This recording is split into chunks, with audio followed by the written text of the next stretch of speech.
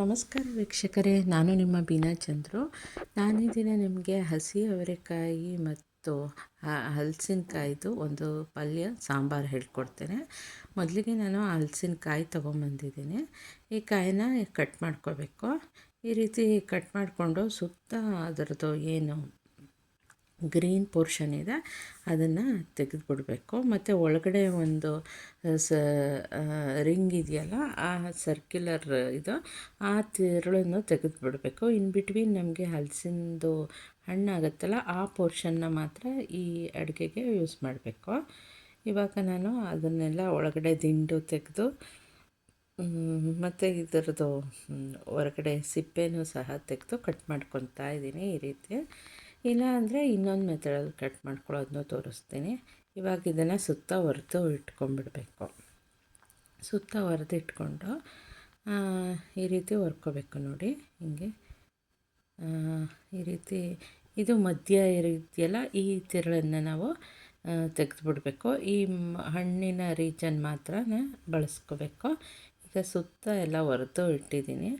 ಇದನ್ನು ಹಿಂಗೆ ಕಟ್ ಮಾಡಿಕೊಂಡು ಮಧ್ಯ ತಿರುಳನ್ನು ಸಹ ಹೀಗೆ ಕಟ್ ಮಾಡೋದು ತೋರಿಸ್ತೀನಿ ನೋಡಿ. ಹಿಂಗೆ ಕಟ್ ಮಾಡಿಕೊಂಡು ಇದನ್ನು ಕಟ್ ಮಾಡಿಟ್ಟಿದ್ದೀನಿ. ಈಗ ಹಿಂಗೆ ತೆಕ್ಕೋಬೇಕು. ತೆಗೆದು ಅದನ್ನು ಎಸ್ಬಿಡಬೇಕು. ಈ ಪೋರ್ಷನ್ನ ಮಾತ್ರ ನಾವು ಅಡುಗೆಗೆ ಬಳಸಬೇಕು. ಇದು ಓಪನ್ ಮಾಡಿ ಕಟ್ ಮಾಡಿದ ತಕ್ಷಣ ಬ್ಲ್ಯಾಕ್ ಆಗೋಗ್ಬಿಡುತ್ತೆ, ಬ್ರೌನ್ ಬಂದುಬಿಡುತ್ತೆ.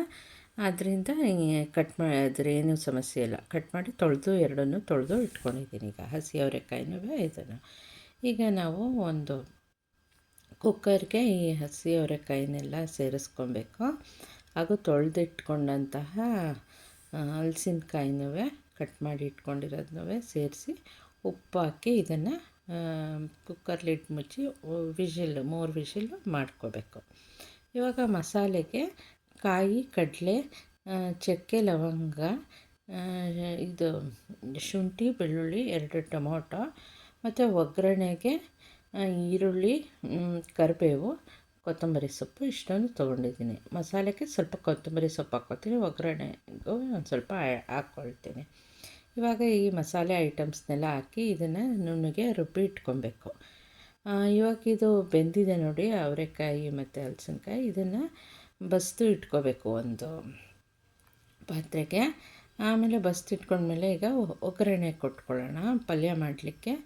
ಈಗ ಮೊದಲಿಗೆ ಪ್ಯಾನಿಗೆ ಸಾಸಿವೆನ ಹಾಕ್ಕೊಂಡೆ, ಎಣ್ಣೆ ಹಾಕಿ. ಆನಂತರ ನಾನು ಇವಾಗ ಈರುಳ್ಳಿನ ಹಾಕ್ಕೋತಾ ಇದ್ದೀನಿ. ಈರುಳ್ಳಿನ ಹಾಕ್ಕೊಂಡು ಕರಿಬೇವಿನ ಸೊಪ್ಪು ಹಾಕ್ಕೋತಾ ಇದ್ದೀನಿ. ಹಾಕ್ಕೊಂಡು ಇದನ್ನು ಆಯಿಲ್ನಲ್ಲಿ ಚೆನ್ನಾಗಿ ಫ್ರೈ ಮಾಡ್ಕೋಬೇಕು. ಆಯಿಲ್ನಲ್ಲಿ ಫ್ರೈ ಮಾಡ್ಕೊಂಡ ನಂತರ ನಾವು ಮಸಾಲೆ ಮಾಡಿಟ್ಕೊಂಡಿದ್ದೀವಲ್ಲ, ಈಗ ರುಬ್ಬಿಟ್ಕೊಳ್ಳೋಕೆ ಹೇಳಿದ್ನಲ್ಲ, ಆ ಮಸಾಲೆನ ಇಲ್ಲಿಗೆ ಸ್ವಲ್ಪ ಮಸಾಲೆ ಹಾಕಿ ಚೆನ್ನಾಗಿ ಹಸಿ ವಾಸನೆ ಹೋಗೋವರೆಗೂ ಹುರ್ಕೊಂಡು ಎಣ್ಣೆನಲ್ಲೇ ಫ್ರೈ ಮಾಡಿಕೊಂಡು ಅದಕ್ಕೊಂಚೂರು ನೀರು ಹಾಕಿ ಉಪ್ಪು ಮತ್ತು ಖಾರನ ಸೇರಿಸಿ ಕುದಿಲಿಕ್ಕೆ ಬಿಡಬೇಕು. ಒಂಚೂರು ಗಟ್ಟಿ ಗೊಜ್ಜಂಗೆ ಮಾಡ್ತಾಯಿದ್ದೀವಲ್ವ ಪಲ್ಯನ, ಅದಕ್ಕೆ ಇದನ್ನು ಒಂದು 5 ನಿಮಿಷ ಹಿಂಗೆ ಇದು ಮಾಡಿ ಕುದಿಲಿಕ್ಕೆ ಬಿಟ್ಟು, ಆನಂತರ ಇದು ಕುದೀತಾ ಇದೆ. ಈಗ ಇದಕ್ಕೆ ಉಪ್ಪನ್ನು ಸೇರಿಸ್ಕೊಂಡಿದ್ದೀನಿ. ಈಗ ಚೆನ್ನಾಗಿ ಕುದ್ಕೊಂಡಿದೆಯಲ್ಲ, ಇದಕ್ಕೆ ನಾವು ಪಲ್ಯನ ಬಸಿದಿಟ್ಕೊಂಡಿರೋಂತಹ ಕಾಳು ಮತ್ತು ಹಲಸಿನಕಾಯಿನ ಎರಡನ್ನೂ ಸೇರಿಸಿ ಇದನ್ನು ಪಲ್ಯ ಮಾಡಿ ಇಟ್ಕೋಬೇಕು. ಈ ರೀತಿ ಒಂದು 5 ನಿಮಿಷ ಹಿಂಗೆ ಖಾರದೊಳಗೆ ಕುದ್ರೆ ಆಗುತ್ತೆ ಪಲ್ಯ. ಈಗ ಸಾಂಬಾರು ಮಾಡೋದು ಹೇಳ್ಕೊಡ್ತೀನಿ. ಈಗ ಸಾಸಿವೆ ಒಗ್ಗರಣೆ ಕೊಟ್ಟು ಸ್ವಲ್ಪ ಈರುಳ್ಳಿ ಹಾಕಿ ಒಗ್ಗರಣೆ ಕೊಡ್ತೀನಿ.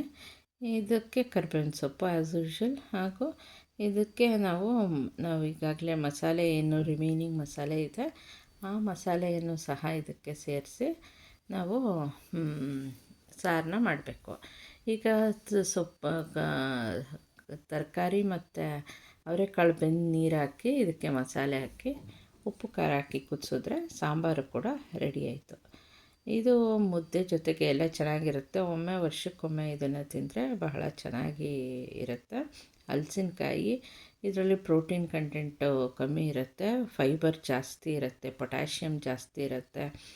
ಇದಕ್ಕೆ ಶುಗರ್ಗೆಲ್ಲ ಇದು ತುಂಬ ಒಳ್ಳೆಯ ತರಕಾರಿ. ವರ್ಷಕ್ಕೆ ಒಮ್ಮೆನಾದರೂ ಇದನ್ನು ತಿನ್ನಬೇಕು. ಪಲ್ಯ ಮಾತ್ರ ನಾನ್ ವೆಜ್ ಥರನೇ ಇರುತ್ತೆ ವೀಕ್ಷಕರೇ.